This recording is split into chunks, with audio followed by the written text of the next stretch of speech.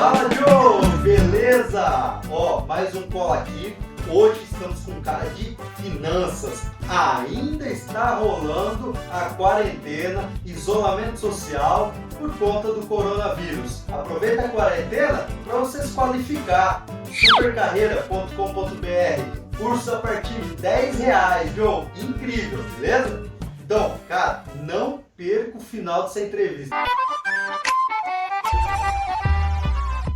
Fala, Jô, beleza? E aí, mano, beleza? Cara, é incrível, na quarentena tem gente que não tá trabalhando, mas em compensação tem outros que estão trabalhando muito mais, cara. Por que isso? Eu não consigo identificar o porquê, mas eu concordo com você plenamente que eu tô trabalhando aí de 200% a 300% a mais em home office, né? Cara, interessante isso daí que você falou, porque é até uma inteligência emocional. Você tem que cuidar muito mais do emocional, porque senão pira, né, Jô? Exatamente. Você tocou num ponto muito importante. O ser humano ele não está acostumado com a imprevisibilidade, ele está acostumado com o controle sobre as coisas. Como nós estamos numa situação de imprevisibilidade, né? Tem algumas pessoas achando que já vai acabar essa questão do Covid. Então, o que a gente tenta fazer inconscientemente? Como você domina algumas atividades, você tenta executá-las com mais intensidade, porque você tem uma falsa impressão de controle. Eu deduzo assim, né? Não estou agindo como... Não estou falando como psicólogo, estou me percebendo, fazendo uma autoavaliação e trocando ideia com você, entendeu? Cara, você vê como a conversa flui aqui, que eu nem apresentei o João ainda, mas beleza, depois eu edito lá, que eu editar também. Não, mas faz desse jeito, cara. Do jeito que eu te conheço e do jeito que você me conhece, tem que ser na base da informalidade, cara, sem nota fiscal. Ó, mas o João me conhece desde que eu era pequeno, melhor. Ô Nilton, quando você começou a entrevista, você comentou que eu ia falar uma coisa no final do vídeo. Espero que não seja o esquema da Sucem, né? Que você deve ter passado pela Sucem comigo, né? Não? Eu passei, mas não era pra comentar disso daí, não. Não era. Não, depois a gente comenta no final. Aguenta aí, que tem umas revelações aqui bombásticas, ó. Mas se apresenta aí, Jô, por favor. Fala quem é o Jô. Eu até brinquei com o Nilton antes do início, assim, eu gosto de me apresentar inicialmente como eu sou o filho do Davizão e da Cimei, irmão da Joyce e da Jane, casado com Kelly, pai da Manuela e do Matheus. Isso aí é a parte que mais me importa. Agora, o que pode interessar para vocês, assim, eu sou formado em Ciência da Computação, depois também fiz um mestrado em Computação Aplicada na área de Engenharia de Software, sou certificado em Gerenciamento de Projetos, né, pelo PMI, uma certificação americana. Então eu vou dizer para você que tenho 26 anos de experiência na área de TI e gosto de dividir a minha carreira em 3 momentos importantes. Primeiro, muito desenvolvimento de software. Depois comecei a trabalhar com gestão de processos, dizer como a empresa tem que trabalhar. E por último, gestão de projetos e educação no ensino superior. Esse é o Josué. Cara, ou o Jô. Já dá uma palestra quase. Dá uma palestra. Não, eu só falei parte que dá pra publicar, né? Porque senão a gente cansa aqui. Não, e além disso, o cara é um músico, toca de tudo, o cara é fera demais. Mas vamos lá, João, senão a gente vai ficar até as 7 horas da noite aqui conversando. Eu tenho aula hoje às 19 horas, hein? Até às 19 eu converso com você. Então, pra você entender, o Josué também atua como professor de uma universidade. E aí, nós, professores, nessa época de quarentena, trabalhamos muito mais, tá? Porque tem que gravar a aula, além de tirar as dúvidas dos alunos. Bom, ô Jô, mas falando da questão financeira, você como investidor, eu te conheço, você já investe em bolsa faz tempo, né? Bolsa de valores, já faz tempo. Conta aí um pouquinho, qual a sua previsão? O que você acha que nós podemos tirar de lição com essa crise mundial, em todos os setores, saúde, educação e financeiro principalmente? Tá, acho que vou dar uma dica ou uma lição. Eu não gosto do termo lição ou dica, mas é aprendizado. O grande aprendizado é assim, o mercado ele é sempre imprevisível. Quando você tenta fazer previsões para o mercado de alto risco, como é a Bolsa de Valores, ou você investir em ações, qualquer tipo de previsão, você já está dando chance para o azar. Tá? Então, assim, então, vou dar um exemplo. As pessoas que têm um perfil mais moderado, né, eu tive uma mudança de perfil de moderado, depois um pouco mais agressivo. Quantos anos demorou essa mudança de perfil? Ah, tá, legal. Ainda bem que você falou isso. A mudança de perfil, cara, eu vou dizer pra você que, olha, pelo menos uns 12 anos, Newton. Uns 12 anos. 12 anos. Cara, a gente tá em constante mudança. Então, acho que o primeiro aprendizado é não fazer previsões. E a segunda que veio, assim, bateu no coração mesmo pesado, é assim, à medida que eu fui migrando do meu perfil de moderado para a investidor mais agressivo, você começa a aumentar a porcentagem do que você tem investido, saindo de investimentos mais seguros, né, tesouro direto, renda fixa, alguns certificados de operações estruturadas, e começa a trabalhar mais no mercado de ações. Então, quando eu cheguei num nível, percebendo que já estava um grande montante nessa área arriscada, foi muito bom acontecer isso, porque eu estava animado em janeiro a passar mais do que eu deveria, pela lógica. Não sei se eu estou sendo claro. Uma parte do seu patrimônio tem que ficar numa parte segura. Isso, sim. Uma parte segura, uma grande parte. Perfeito. Então, vamos dizer lá, 80%, 75% do seu investimento numa base estruturada. Tá? Em janeiro, como a gente estava vendo uma subida da Bolsa há um ano, rebentando 115 mil pontos, 130 mil pontos, qual que era a minha vontade? Eu fui contra todos os princípios da economia de investimento e queria colocar um aporte maior. Quando começou o tombo, cara, então o aprendizado é esse. Ainda bem que eu não comecei a sair das regras, que é, cara, parcela maior em investimentos seguros e você vai brincando com a parte, tá? Então, apesar de falar muita coisa, resumindo, cara, não tentar fazer previsão e no momento como esse, não fazer movimentos bruscos. O que significa?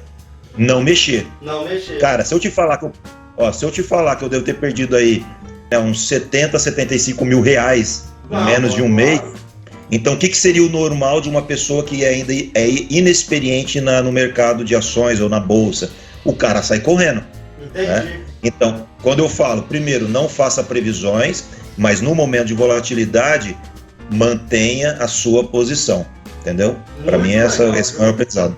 Nossa, muito bom. E você tem, nesses 75% que você disse que guarda em uma parte, né, mais segura, beleza? Mais segura. Mas isso daí conta também, João, aquela reserva que o pessoal fala, que tem bastante liquidez, se você precisar tirar, uma hora você tira. Então, essa reserva faz parte desses 75%.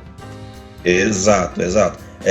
Ainda que, por exemplo, esse valor que a gente tem que ter para as emergências, que o pessoal faz uma conta e diz, dependendo da área que você trabalha, eu trabalho numa área que o mercado de trabalho está diminuindo. Então eles fazem uma conta que você deve ter pelo menos uns 12 salários guardados com uma alta liquidez. Você precisou, amanhã está na tua conta. Aí você também tem que contabilizar a sua idade. Então, para mim, com 48 anos, já pensando em aposentadoria daqui a uns 10 anos, você tem que ter um valor de liquidez maior. O que eu faço? Eu deixo uma parte da minha grana, cara, você vai até dar risada. Parte da minha grana fica conta corrente, velho. O grande aporte das minhas economias realmente ficam lá. Renda fixa, tesouro direto, de vários tipos, tesouro direto, tá? CDB, então a grande vantagem dessa questão de ser seguro é a diversificação também. Não basta, vamos ver, o cara tem R$1 milhão, tá? Aí ele vai deixar lá 750 mil em um tipo de investimento seguro. Não é inteligente, tem que diversificar também. Não, tá? Entendi. Muito bom, João. Nossa, legal pra caramba. Quais seriam os aprendizados, o legado que essa crise vai deixar pra gente? Você acha que vai acabar esse negócio de muita gente trabalhar fora de casa, ou melhor, vai aumentar um pouco o home office depois disso? Opa, ótima pergunta, cara, tem tudo a ver. Vou dar um exemplo bem prático. Em uma dessas instituições, eu justamente trabalho já num ambiente que é à distância. tá? O meu trabalho lá deveria ser remoto, mas por uma preocupação que o brasileiro ele tem essa dificuldade de o meu funcionário, se eu deixar ele solto, o cara não vai fazer o trabalho que eu tenho que fazer. Não vai produzir. Exato. Então, o brasileiro tem muito essa tô falando, o chefe brasileiro Sim. tem assim, ele precisa controlar o funcionário, ele não acredita na auto-organização dos funcionários. Eu já estou nessa organização há 5 anos e eu já questionava essa questão de, esse trabalho meu eu poderia fazer de casa, por que não? Né? E a pergunta e a resposta que vinha é sempre essa: há regras da instituição, mas é uma regra, entre aspas, burra, né? Porque sabia que não faria diferença. Então eu acho que nesse aspecto a pandemia, a obrigatoriedade que o governo impôs para que a gente trabalhasse remotamente, vai obrigar a empresa e as empresas a repensarem. Nossa, perfeito, Jô. Jô, não esquece, se tá gostando do vídeo, deixa um like aí pra gente, tá? Se você não é inscrito no canal, por favor, se inscreve aí pra ajudar a gente a fazer.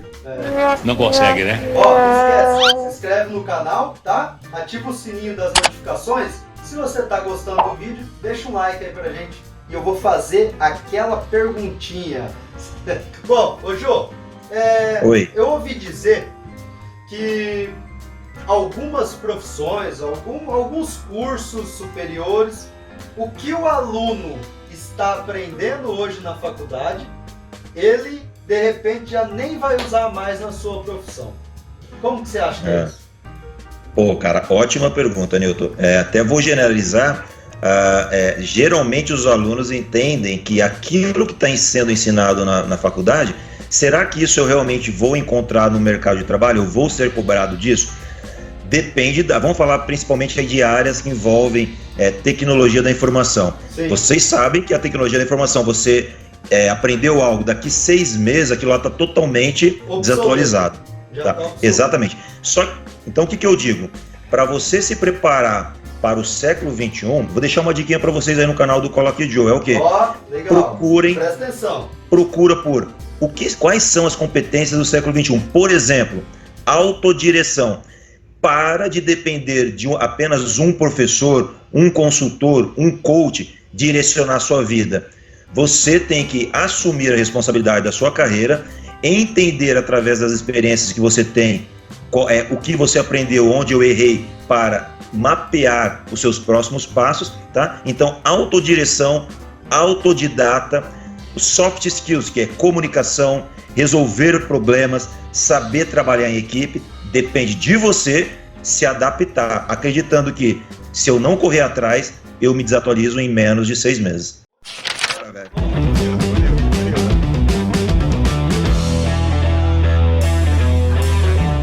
Beleza. Então, pra gente já terminar, faz aquela revelação aí. O que é essa história de Sucem? O que é esse negócio de Sucem? Bom, Sucem, cara, é porque como ainda sou mais velho que o Newton. Tem gente que não conhece o que é Sucem. Geralmente ele ficava junto com o primo dele, que também chama Newton Molina, e às vezes chegava eu e o irmão do Newton, que era o Carlos Eduardo, não sei se vocês vão querer que eu fale o nome deles, e chegava na casa desses caras, eles estavam aprontando alguma coisa, né? E aí quando a gente pegava esses caras que estavam com a boca na botija, a gente já avisava eles, pode correr que é Sucem. A Sucem nada mais é que nós acendíamos pedaços de madeira, deixávamos a brasa, né? Em vez de ser a injeção com agulha, era uma injeção com brasa. Cara, você tem noção do que eu fazia, cara? Muito boas suas dicas, tá? Você tem algum livro especial aí que você acha que o cara precisa ler? Eu sei que você lê muito. Tem algum especial pra você deixar de dica aí? Tá, aqui, o livro tá aparecendo pra vocês aí, Antifrágil.